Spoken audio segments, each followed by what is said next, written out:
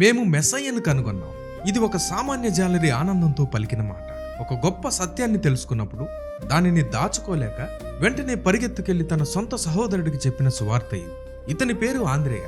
గలిలయ సముద్ర తీరంలో బెత్సయిదా పట్టణానికి చెందినవాడు. వృత్తిరీత్యా జాలరి. సీమోను పేతురుకు సహోదరుడు.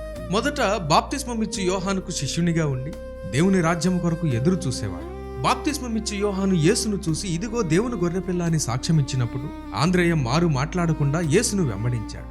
ఆ రోజంతా యేసుతో గడిపాడు. అతను సామాన్యమైన వ్యక్తి అయినప్పటికీ సత్యాన్ని గ్రహించే ఆత్మీయ దాహం అతనిలో ఉంది. యేసు నన్ను వెంబడించండి అని పిలిచిన వెంటనే తన వలలను పడవలను జీవనోపాధిని వదిలిపెట్టి మనుషులను పట్టు జాలరిగా మారుటకు సిద్ధపడ్డాడు. ఆంద్రేయ చేసిన మొట్టమొదటి గొప్ప పని తన సహోదరుడైన సీమోను పేతురును యేసు యొద్దకు నడిపించడం.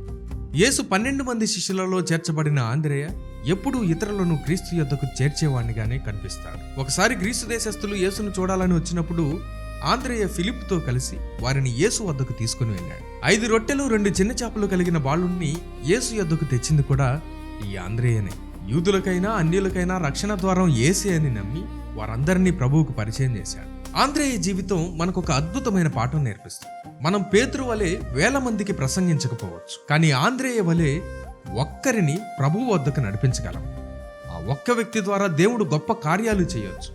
ఆంద్రేయ పేతురును తీసుకురాకపోతే పెంతెకొస్తు దినాన ప్రసంగం ఉండేది కాదేమో. మనకు కలిగిన రక్షణ సంతోషాన్ని ఇతరులతో పంచుకోవడమే నిజమైన శిష్యరికం. రండి చూడుడి అని పిలిచిన ఆంద్రేయ పిలుపు నేటికి ప్రతి విశ్వాసికి ఆదర్శం.